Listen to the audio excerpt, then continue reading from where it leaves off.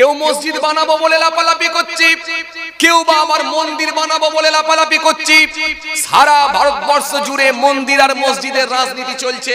মন্দির মসজিদের রাজনীতি যদি হয়, মন্দির মসজিদ তো সব আপনাকে শেখাবে, ভালো বানাবে, আপনাকে তো ভালো করে দেবে মন্দির মসজিদ। মন্দির তো একটা ধর্মীয় স্থান, ধর্মীয় জায়গায়, সেখানে উপাসনা করা হয়। মসজিদ তো একটা ধর্মীয় স্থান, সেখানে গিয়ে মানুষ ইবাদত করে, উপাসনা করা হয়। তো এই মসজিদে গিয়ে যদি আপনি উপাসনা করেন, মন্দিরে গিয়ে যদি উপাসনা করেন, গির্জায় গিয়ে যদি প্রার্থনা করেন, উপাসনা করেন, আপনি তো ভালো হয়ে যাবেন। তো ভালো হতে পেরেছি তো আমরা? এখনো মানতে পারেননি। ধর্ম ধর্ম করছেন, কিন্তু ধর্মের বিধান এখনো মানতে পারেন। বর্তমান সময়ের দিকে যদি লক্ষ্য করে দেখি, তাই হচ্ছে। কি মুসলিম সমাজের কিছু নেতা, কি অমুসলিম কিছু নেতা, তাদের যে ব্যবহার, তাদের যে কথাবার্তার ধরন, তাদের যে ভঙ্গিমা, তাদের যে স্টাইল, আমাদেরকে এগুলো হতভম্ব করে দেয়, অবাক করে দেয় যে এরা নেতা নাকি না কোনো গন্ডা, কোনো মাস্তান। কেউ বলে মেরে উড়িয়ে দেব, কেউ বলে উল্টো দিকে পা ঝুলিয়ে দিয়ে খালি সোজা করব, কেউ বলে ভাগীরথীতে ভাসিয়ে দেব, কেউ আবার বলে এখান থেকে সব তাড়িয়ে দেব। এগুলো হচ্ছে নেতাদের ভাষণ। অথচ সেই মানুষগুলোকে আমরা একটা শ্রেণীর মানুষ আবার তাদেরকে সাপোর্ট করি। তার মানে বুঝতে হবে, যে অন্যায়কে সাপোর্ট করে তার মানে সেও একজন অন্যায়কারী।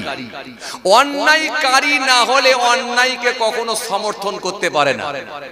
সারা দেশের দিকে যদি তাকান, একেবারে বিভিন্ন স্টেট, বিভিন্ন রাজ্য থেকে শুরু করে আমার রাজ্য পর্যন্ত ম্যাক্সিমাম নেতাদের বক্তৃতা, ম্যাক্সিমাম নেতাদের কথাবার্তার ধরন, ম্যাক্সিমাম নেতাদের যে আপনার কি বলে বলার ভঙ্গিমা, সবটাই কিন্তু গন্ডা, সবটাই কিন্তু একেবারে সেই গন্ডা মাস্তানদের মতোই।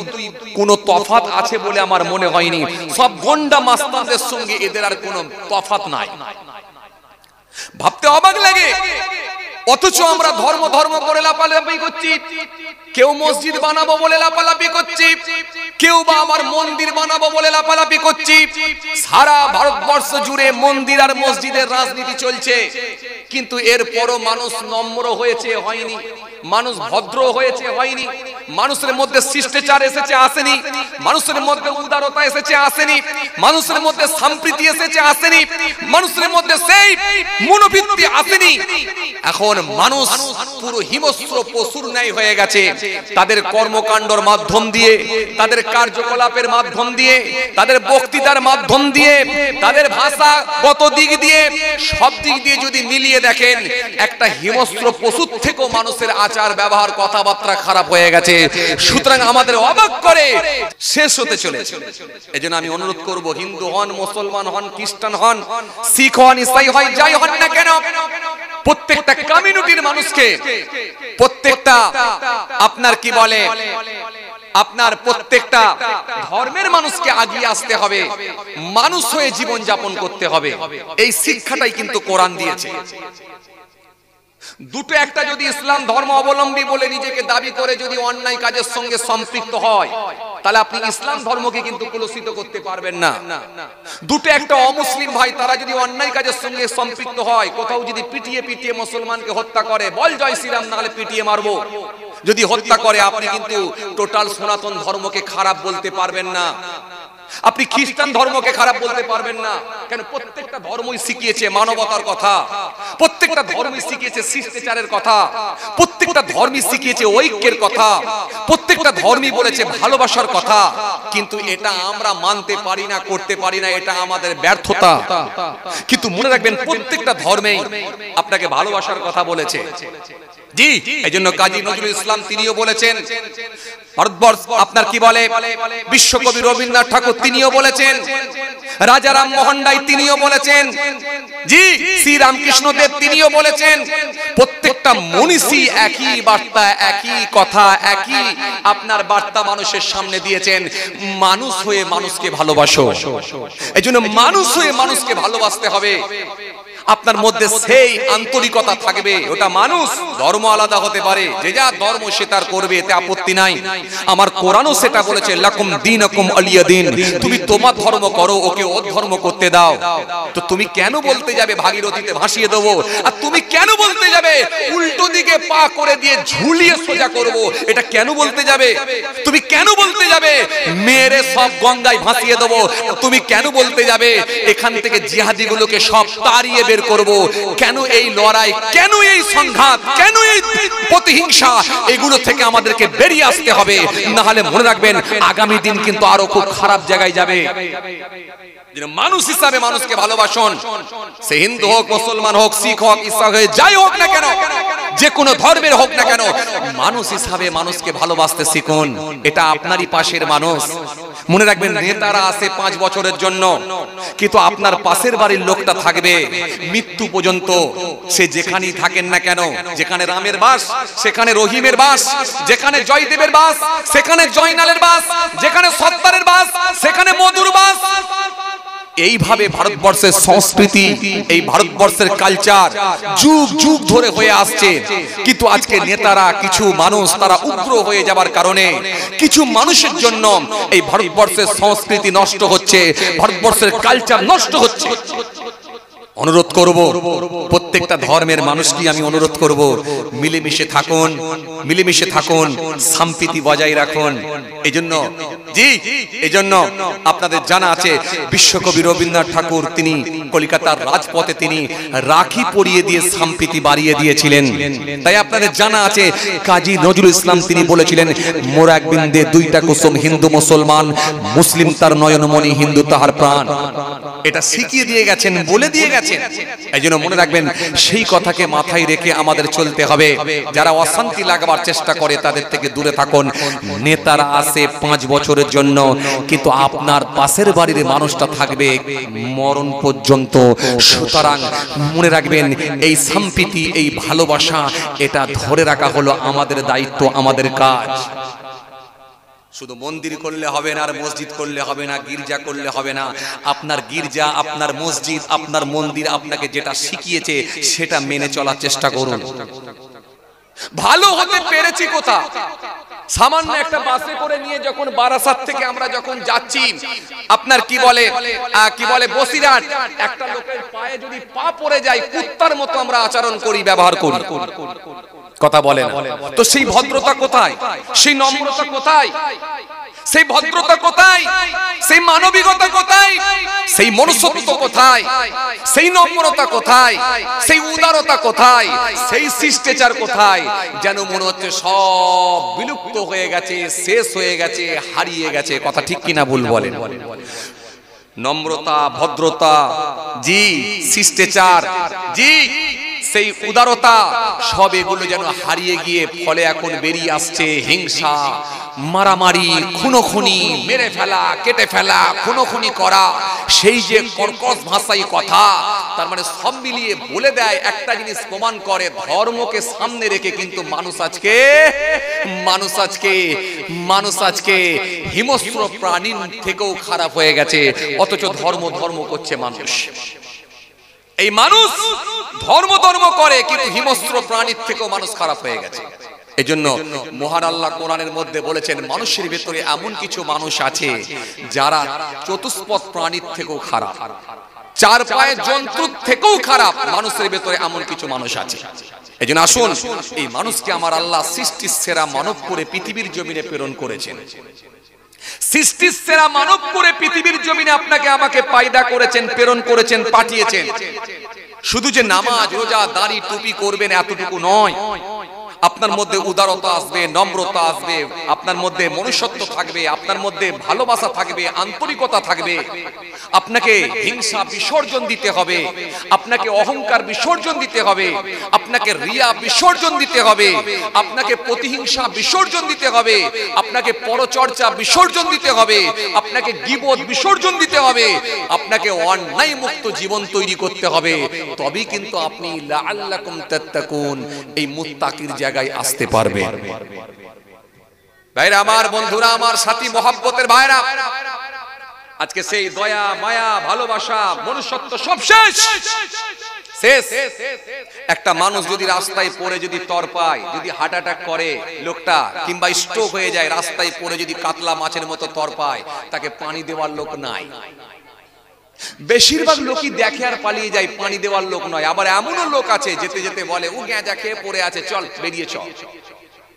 তাকে যে পানি দেওয়া, তাকে যে একটু হসপিটালে পাঠানোর ব্যবস্থা করা, এই লোকগুলো আস্তে আস্তে যেন সব হারিয়ে যেতে চলেছে। কিন্তু আজ থেকে আপনি 20 বছর, 30 বছর, 20 বছর পিছিয়ে যান,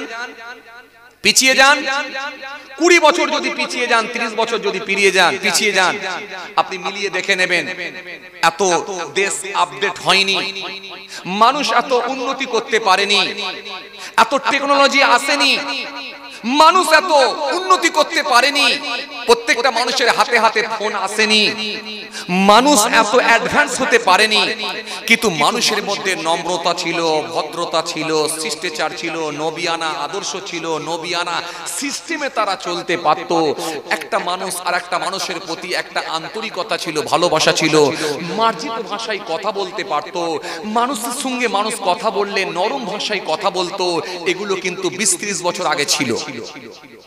20-30 বছর আগে যদি পিছিয়ে যান, আমার মুরব্বী বাবাজিরা ভালো বলতে পারবে, এগুলো ছিল। আজকে এগুলো সব শেষ।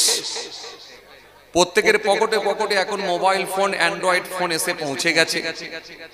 তো সুতরাং আমরা সব তথ্য এখন হাতের মুঠোয় পেয়ে যাচ্ছি, গোটা পৃথিবী আপনার এখন হাতের মুঠোয়। তো সেই জন্য ওয়াজ শোনার যে অভাবটা ছিল সেটা আর নাই, সেটা পূরণ হয়ে গেছে। এবারে পরিপূর্ণভাবে মেনে নেওয়ার লোক দরকার। পরিপূর্ণভাবে যদি মেনে নিতে পারি আমরা, নিশ্চিতভাবে আমরা আল্লাহর কাছে বেনিফিট পাবো, নিশ্চিতভাবে আমরা সওয়াবের হকদার হব।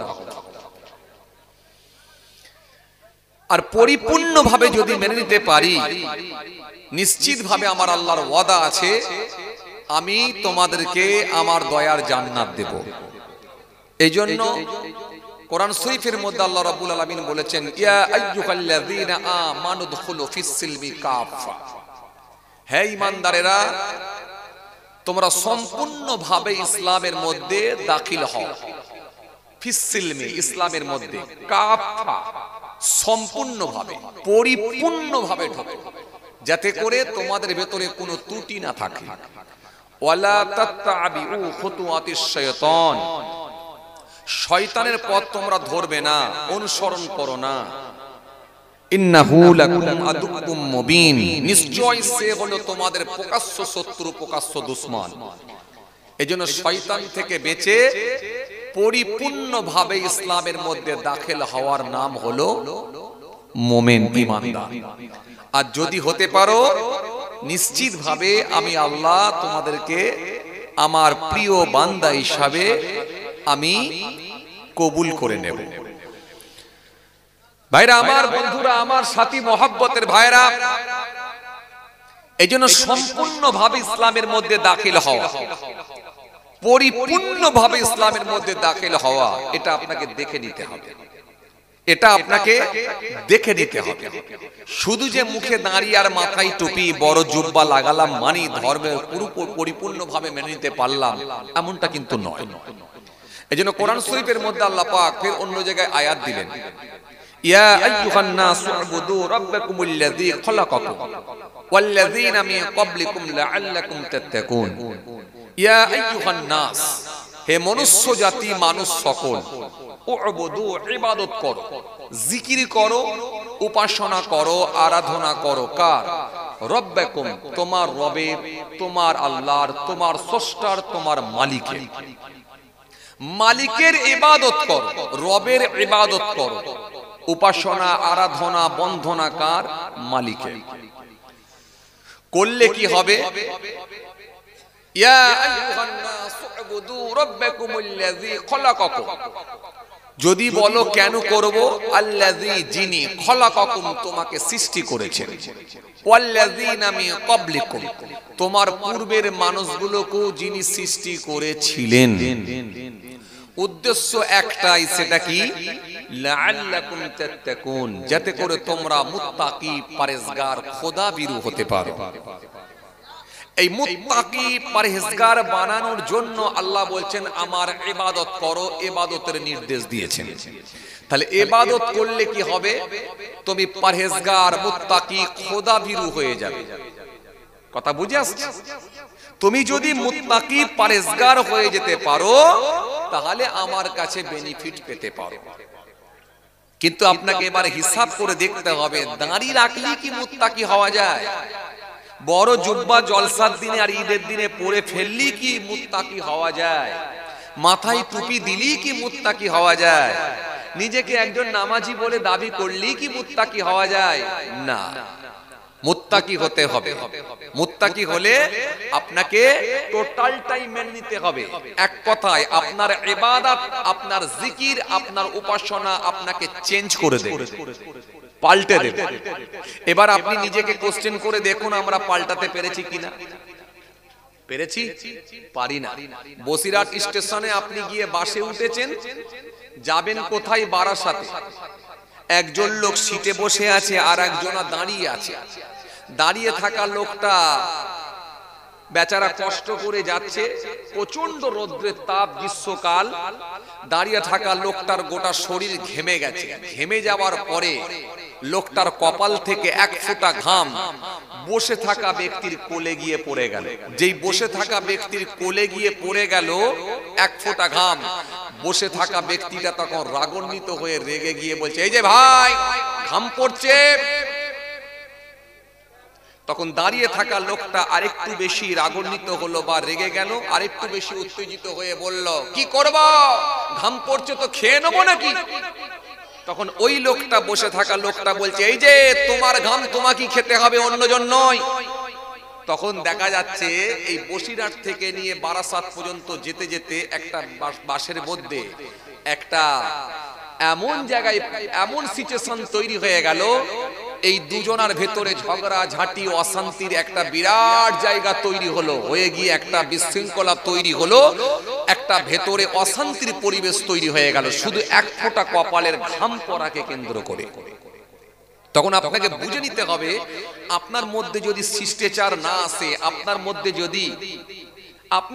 যদি নম্রতা না আসে, আপনার মধ্যে যদি ভদ্রতা না আসে, আপনার মধ্যে যদি উদারতা না আসে, আপনার মধ্যে যদি শিষ্টাচার না আসে, তখন আপনাকে বুঝতে হবে ধর্ম আপনি করছেন বটে, কিন্তু ধর্মের বিধান আপনি এখনো মানতে পারেননি।